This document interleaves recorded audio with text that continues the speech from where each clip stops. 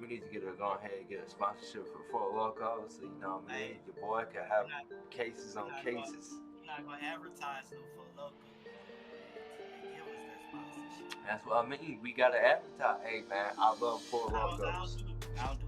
All right, y'all. This is another episode of the NLO Pod. Unfortunately, we missing one of our members, GL Spectre. He got some personal things to take care of today, so he won't be here with us.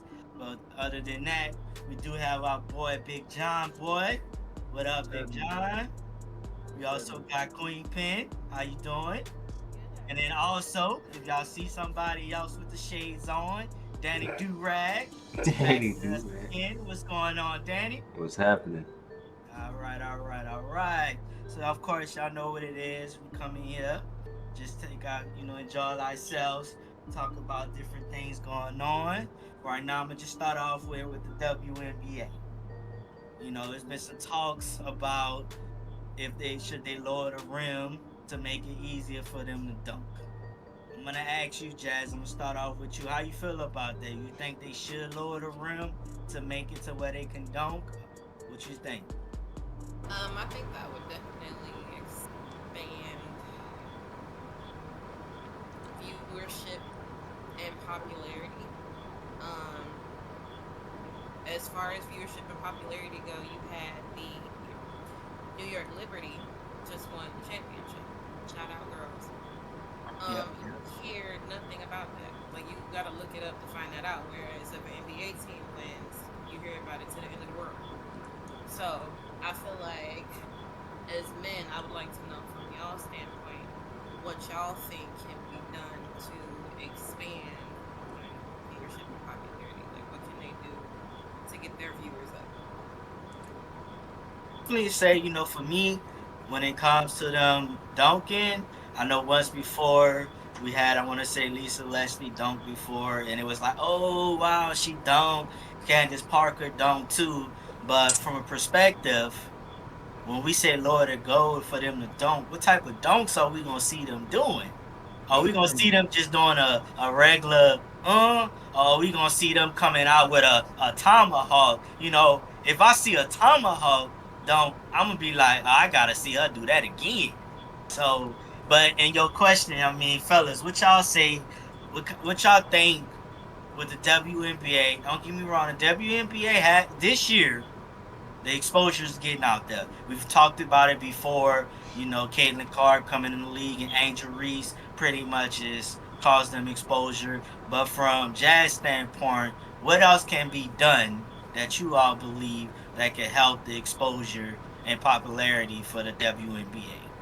To let them box, that let them fight. They that's Yo, be boring. crazy. They be boring out there. Nah. uh, So like, okay, so for me, lowering the rim, it'll bring some excitement to it, you know, because I know like some of the girls they can't dunk, but it has to be on the lower rim, so it would bring some excitement. But then also just need that exposure, like like to get that out there. I guess they really got to just stop comparing themselves to the NBA. Um, 'Cause that's just kind of what they're doing. It's like they want to compare themselves to the NBA, and being that the NBA has been out for so long, and you have like grown men just dumping the ball all the time. So it's a different type of scenery. So like when you switch to WNBA from the NBA, you don't see the same things, and so that's where they lose there. So they got to just like compare themselves to the NBA and kind of just make it their own thing. Like we're us and we do what we do. We may not be the same as the NBA, but we still get buckets out here, and there are a lot of women out there that get buckets, but they just gotta focus on that and kind of just like promote those things, or like even like start doing commercials and stuff like that. Because you go on TV now, you're seeing a bunch of NBA players like having like commercials. You see Chris Paul and like the State Farm commercials. Like you see everybody, you see all NBA players in there. So maybe if they start doing commercials to really like bring it out and like let people know that the WNBA is here, Right. they'll make it. I will say this year they did have a lot of exposure based on like all the newcomers that came in from college. Um, But I guess going forward they need to focus on that and then just focus on like promoting themselves and promoting who they are. Has there ever been a Michael Jordan of the WNBA? Uh, I would say Diana Taurasi because she's a straight bucket, but I don't. You can't. When you say Michael Jordan, not to cut you off, Danny, when Yeah, you say Michael Jordan, are we speaking about multiple championship rings or just overall Just the what eyeballs that he brought to the legacy and what he brought to the game? I mean, like the eyeballs that he brought to the game. You know, he would the team that he would be playing against, the coaches and the teammates would be watching him from the other team.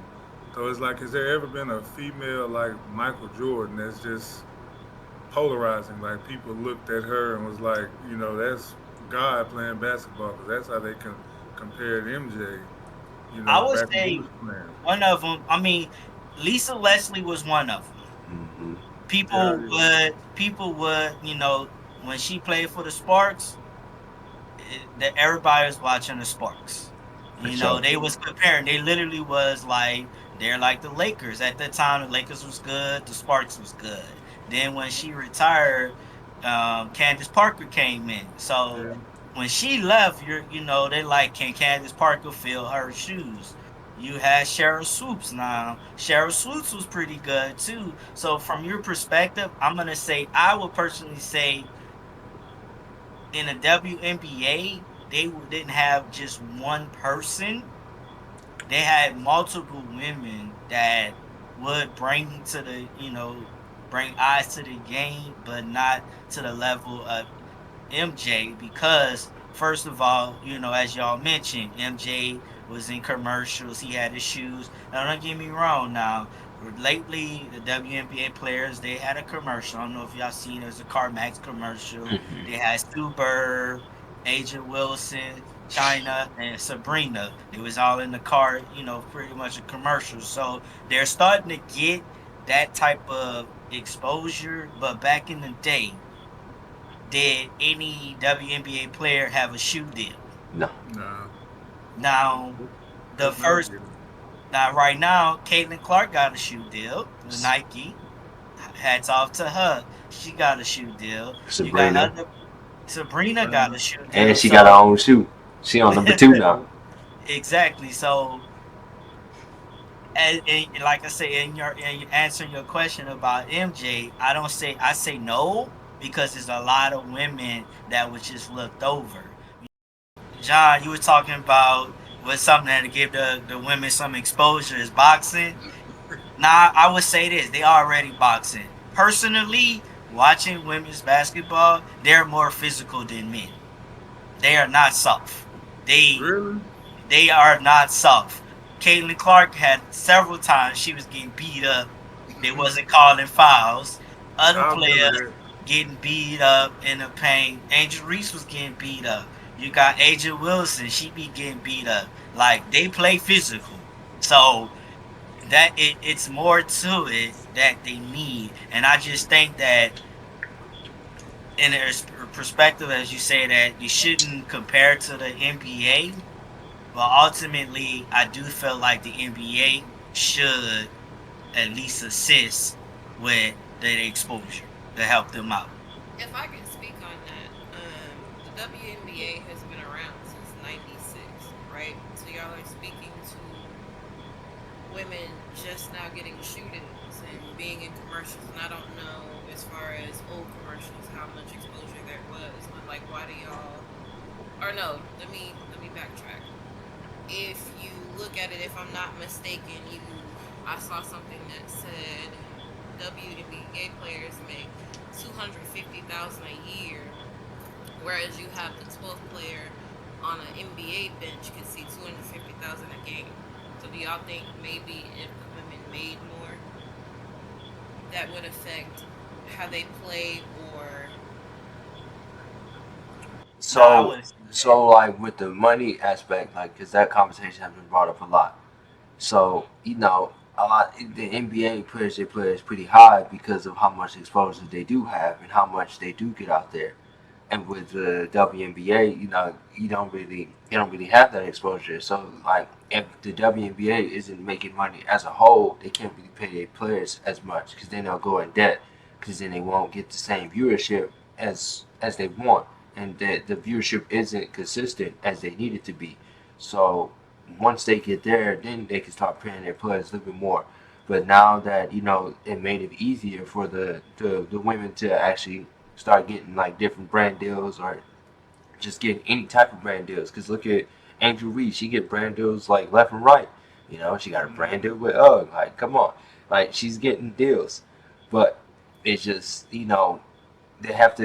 really just have to get that exposure out there and kind of just focus on them instead of focusing on like comparing themselves to the NBA. Right. Now, I would add to that, Jazz. When we look at the WNBA, the WNBA is a business just like the NBA. One thing that helps the NBA, and I'm gonna say this, it also helps NFL too, to have all of this money. And then from a wrestling perspective, you probably will agree on this too. TV deals. They get these sponsorships from TV deals to have their shows on these TV deals on these channels. Those channels are throwing out money. That's helping put extra money into the NBA bank, NFL bank, WWE bank. So right now with the WNBA, pretty much the only time you can watch them is on ESPN, and then also this year there was coming on the channel Ion. They need more exposure on other channels. NBA comes on TNT. They come on ESPN, and then during the playoffs and finals, mainly the finals, they're on like on regular TV, So TNT and all of everybody that. can see. So everybody can see that. I think that's where they need to start with WNBA is giving them a chance to be seen on other outlets. And then these outlets, want them. That's where they need to start. And that's the thing. They don't have that outlet yet to be playing. ESPN is now giving them more. This year I actually saw that they was playing more and more games showing on ESPN and then on Ion, but Ion. I'm not no nothing against Ion, the channel ION, nothing against them. But how many people have heard of that channel? Not many. Not too so many. so I think that's where it could start. Just in a business aspect, who is running the WNBA? Are they from the 1996? It's time to make changes, maybe. So it's a lot to from there. We talked about that. This is gonna always be a topic, a discussion. But other than that, we're gonna move on from that. Here we're gonna go into NBA. Since we talk about WNBA, we're gonna talk about the NBA. What what for? So we what 2 weeks or so into the NBA now. So far, do y'all see any surprising players, teams that shock y'all so far? And what's y'all thoughts on that? I think Buddy from Golden State is a real surprising catch for them. He's showing up big for them. Steph was out like 2 games, and he was pretty much holding it down. Man, he's been scoring pretty good almost every game. I'm not gonna say they're gonna go far in the playoffs, but Hmm. I think he's a pretty good addition to the Warriors right now. We'll see Hey, how it ends for the season with them, but yeah, he's been a surprising player. I would say that. Would you mention the Warriors, Buddy Hill? Right now, the Warriors sitting at 5-1. Hmm. Hey, that's you. Everybody thought with Clay gone and then Curry going out, you wouldn't expect that. So yeah, I like that. I see that happen. Buddy has been. He used to be a New Orleans Pelican player too, so we let him go. I'm a little sad about that. Anybody got any other thoughts on that? Well, so for me, I would like to say, OKC is like doing pretty good. Like number one. First of all, being that I'm a Westbrook and KD fan, I still watch the team, and they're a pretty young team, and they're doing an excellent job. And then you have brought up Klay Thompson. Klay Thompson on the Mavs. I like that. I like that. I feel he's a better fit in in that role where he's at than when he was on the Warriors. And like he really both teams you don't get a whole lot of shine. Like he got that shine that one game because he scored all those threes. But I feel that he kind of fits in with the team where he comes in, shoots the ball where he needs to. He's a catch and shoot player. Just pass him the ball, he gonna shoot it, and it kind of works out for him because you got Kyrie um, Luca. and Luca. They both ball handling and trying to score. But if you need some buckets and confirm buckets, he give it to Klay Thompson. So I Now let do me ask like you that. this. Let me ask you this.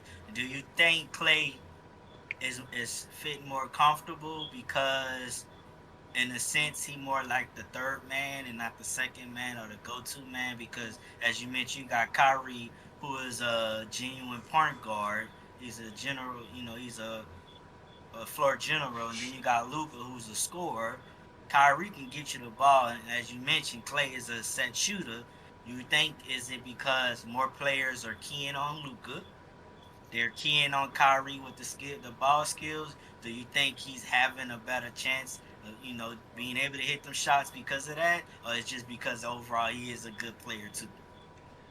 It's a Who's bit of starting? both.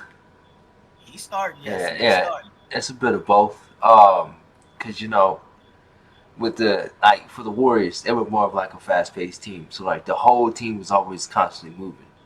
And like now that he has Luca and Kyrie, where they can like get the ball and separate the ball and get the defenders away from him. He has a chance to kind of like set his feet and get the ball and take that shot. And that's like when he with the injuries and stuff like that. When he every time he would come back, people be like, "Oh, he trash, he trash." I'm just like, well, he's a set shooter. You taking him out of his element. That's with anybody. You take them out their element, they're not gonna succeed. Right. Yeah, and I think here in Dallas versus when he was in Golden State, he was like the defensive guy, but he got plagued by injuries. Here in Dallas, I don't think they depend on him to be the defensive guy like they kind of did in Golden State. So, like you said, he can get to his spot, set up, and shoot. He doesn't have to go down there, play defense, then try to come back down and get his shot off at the same time. He can rely on Luca and Kyrie, to set him up better than in Golden State. So I think the change of scenery is good for him. I didn't want him to leave because he kind of started his dynasty, and he was a part of those four rings. It wasn't like he was just off the bench and got four rings. He was a part of those four rings, so it was hard to see him go. But I think the change of scenery and I think just what they expect out of him is going to help him in the long run. So I'm happy for him. Yeah. You got anything to add, Jazz? For me, I would say Victor Wembanyama. Seeing him from his rookie year to now, it's good to see him doing how he's doing. But He's definitely doing. You'll think as a from a rookie to a sophomore year, majority of times they'll probably fall off, but Victor right, he's still staying there. He's still in the game, doing what he got to do, get his rebounds, and he's still averaging at least 18 points a game. So that's not bad. That's good for him. And But what I about do what well about for. Bronny? What you want to say, Danny? What you want to say? Well, based on just the Spurs in general, I like how they do have Chris Paul over there because Spurs has always been like that older team, but it's always that team you got to watch out for because they always Mhm. have their veterans on there. So with Chris Paul being on there, I think he's a good fit for that team to kind of help them develop like those players and get them where they need to be. Especially for Victor Wembanyama. Because Chris Paul, he's a pure point guard, so he's Yeah. pass first before he's doing any type of shooting, so he can set him up. So I do agree with Jazz. Question though: is it time for Kawhi Leonard to hang it up? Hell yeah, I I personally have to say yeah, because it's like, come hell on, yeah, man, it gets to the point like you don't want to show up for work now. exactly. It's I understand injuries, but that hey, that's just our perspective. We don't really know what this man is really going through. He may be injured, and if he is that injured, it might be time for you to retire. Hey, But pack your when it's bags. but when you gotta look at it though, when playing ball is we talked about this before with football players and tours. When it's in your heart, man, people may be telling him to retire. He probably don't want to retire until he really can't go no more. But I think it might be time, but we don't know. We don't know. He might come back and he prove us all wrong. Yeah. All right then. All right, y'all. We're gonna move on to the next thing. NFL games. We had the Thursday night game with the Texans and the Jets. The Jets kind of shocked me on that. I was expecting the Texans to do something, but You ain't the only one. but they did shock me on that one. So what what, y- what y'all viewpoint on that Thursday night game? First off, we gotta talk about how we lost Stephon Diggs. Yeah, y'all did. So We that lost was that was Stephon half Diggs. y'all team already. Yeah, Uh, You know what I'm saying? And then numbers, I don't know his name. Number 78, I think he's an offensive guard or offensive tackle. They need to get rid of him because he is letting CJ Stroud down. Like he the be right tackle. jumping off sides. He be assignments be getting by him. I'm like, and then we lost the old man Rogers. I just couldn't believe it. Yeah. Well, I was add to this about the Texans. Even though they lost 13-21, and they was down without number one and number two receivers, they only had Tank Dell who had over 126 yards. To say Hmm. that they did that, Texas still got a good team. You Yeah. know, so, but yeah, the Texans allowed Devontae Adams to get his first touchdown back with his old quarterback with the Jets. So, Hmm. uh, yeah, but shit, I'll say shout out my boy Jamie Petrie. He been balling out. Went to high school with him, so okay. and, I still watch the Texans because he doing pretty good out there as a safety. I'm gonna go on to today. I gotta throw out this player right here because he LSU player, quarterback, Jayden Daniels with the Washington Commanders. Right now, they are sitting at 7-2. We talking about Washington, y'all. Wow. Washington Red. They used to be the Redskins. They are now the Commanders. They are sitting at 7-2. Well, back that up. They used to be the Washington football team before they became the Commanders. That's right. um, My bad. My bad. You right. But what well, y'all think about Jaden Daniels and the things that's going on with Washington? I think as a team they're doing pretty good. Because they kind of been a quiet team ever since like RG3. Um, but I I can't I can't give them like too much credit because you kind of got to see what happens for the season. So I'm gonna just ride it out and see what they do. I mean, okay, but let me ask you this: right now, who you think is for sure right now looking to be rookie of the year Rookie of the year. uh, between Caleb Williams and Jaden Daniels? Because that was the two that everybody gonna be looking at. Because you got Malik Neighbors for the Giants, for New York Giants. He's good, but nah, he's not out there right now. Jaden Daniels is pretty much kind of taking away that rookie of the year right yeah, now. I see that now. But again, it's even in the NFL, it's all about politics. So you never know what could happen, and he may not get it. But he is doing pretty good as a They rookie. 72. Yeah. 72 as a rookie. When the But last time you seen but that? again, it's also a team effect. Football is all about a team, So they can always give it to somebody else just because he's been helping out the team, and some people might say that Jayden Daniels might not be as much of a team. It could be his receivers that are doing the work for him, because you have to look at like his passing. Is it short passes, long passes? Like, what is he doing as far as like being a QB? Hmm. Because I mean, the team itself, they didn't have that many new additions this year from last year. Hmm. So the only thing different is that quarterback. They had the same coach. So but hey, like you say, let's see how they go through the whole season and go from there. Now, what I want to go to next in the NFL is the Ravens, and not just the Ravens. They are doing good, but I gotta talk about Derrick Henry, y'all.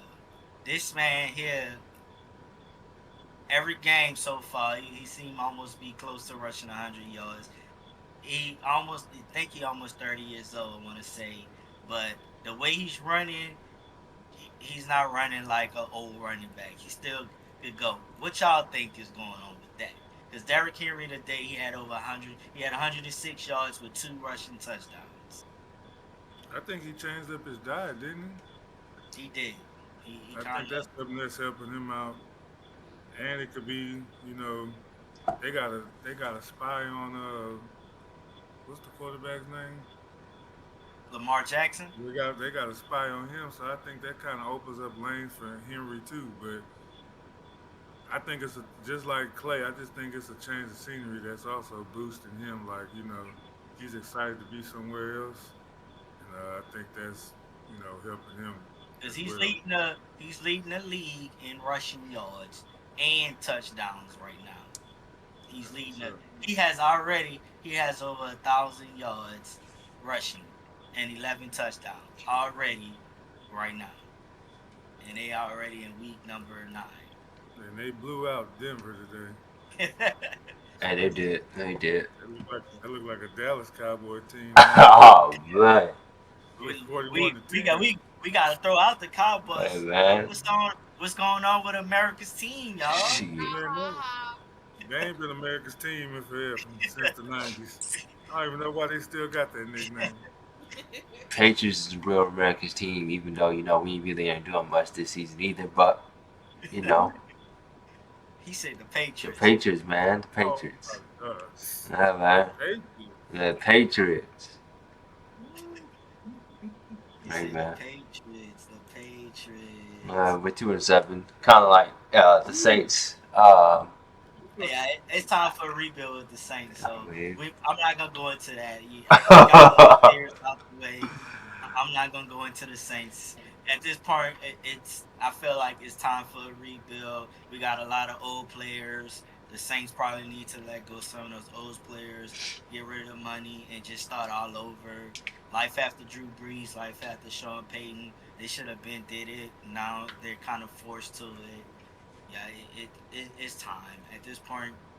Even if they turn it around, I still don't see much of them doing anything with that. So yeah, that's just what it's. That's why I'm at with the Saints. It's time for them to rebuild. Ain't nothing wrong with rebuild. You had a lot of teams that rebuild, and you I ain't know nothing wrong with that. look where they at. All right, moving on from the NFL, we gotta mention college.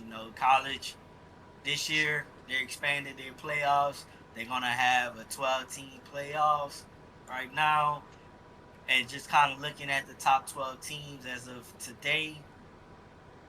What y'all viewpoint on the top 12 teams right now? If the playoffs was to start, these would be the 12 teams in the playoff. Do you think this fair?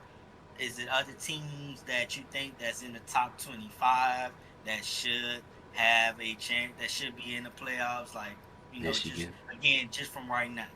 Michigan, Michigan is not even top 25, sir. Michigan. We don't. Look like Michigan don't even have a quarterback. look like the usual suspects to me in this one. Hey, you know, Michigan quarterback retired. Go ahead, Jazz. hey, You want to say something? I'm gonna say overall that I agree because they're keeping the old blueprint of ranking by strength schedule. So with them expanding 12 teams in the playoffs, I think that's gonna make for more exciting football. Yeah, because I mean, it gives those teams who might have had multiple losses still a chance to make it to the playoffs because when you look at the teams with multiple losses, for example, I'm gonna put out LSU and Alabama. I'm an SEC person, so I'm gonna just talk about them a little bit more. Everybody's always saying how SEC has a stronger schedule. The majority of those teams, they play each other. So Alabama and LSU play each other next week. One of them teams are gonna be 7-3, which may actually end up knocking them totally out the playoffs. But I agree, with the strength of schedule, it does help the teams. But when I look at things, how do you all feel right now with the top four teams? They have Oregon at number one, Georgia 7-1 at number two, Ohio State 7-1, and then Miami, who is 9-0 at number four. How do you all feel about Miami being number four, but they 9-0 compared to Georgia and Ohio State, who lost the game? their teams. Miami doesn't play the same. Like Miami plays like kind of weaker teams as far as you know their schedule. Georgia's always gonna play like the harder teams, and especially being in the SEC. And Ohio State as well always plays the harder teams. So I think it is based on like who they're playing and the strength of the teams that they're playing. Basically, Um, like Jared said, okay, yeah. yeah, if Miami like, 'cause I think next year Miami might need to change conferences. And now that speaking of that, the conferences is kind of just based on how much money the college got. All right. I think they might need to switch conferences. Well, they talk about that, so we'll see how that goes. Florida State looking to leave too, so they were trying to sue ACC conference, so we'll see how that goes. But overall, I am excited about the playoffs with the 12-team playoffs. I want to see how that go and stuff like that. For All sure. right, now we about to go into a little bit of entertainment. I know everybody heard this news all week about Young Thug being released on probation. Now, with that him being released, everybody happy he home, but he's released with some conditions. How y'all feel about those conditions that he's released on? Is it fair? Is it too much? Is it just right? Like, what y'all thoughts on that? As far as like them limiting his lyrics as far as his music, I don't like that. Because a lot of rappers nowadays they kind of just be capping, so like it really don't really matter. And I just let him say whatever he's gonna say in his rap. It's just his rap, and I know they were trying to use that in his trial, but I want him to rap. That this new album that he gonna drop after releasing that shit gonna be hard, and I'm trying to hear it. I fuck with And Young Thug. we hope it's gonna be hard. Uh, What you saying, Jazz? Go ahead. It potentially could go crazy. Well, what's your um, thoughts on this? would y'all What like me happened? to read the charges for those that may not know after Jay? Sure.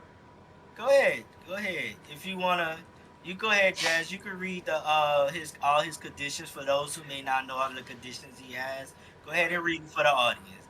And it's real quick, and if you want to find where I got this from, it was on Shade Room, a Snapchat or something.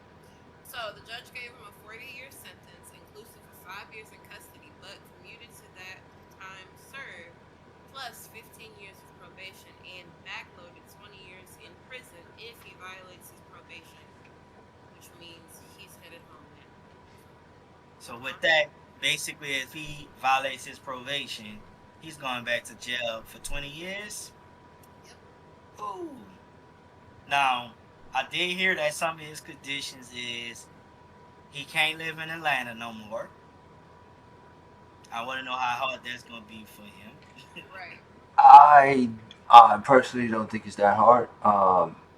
As far as like a lot of people that a lot of rappers that are from Atlanta, they kind of move out of Atlanta once they become bigger because of like all of the like so much that goes on in Atlanta, so they kind of just want to step out of the city and kind of live somewhere else to where they can have that peace and not always be the center of attention everywhere. So I don't think that part will be too hard.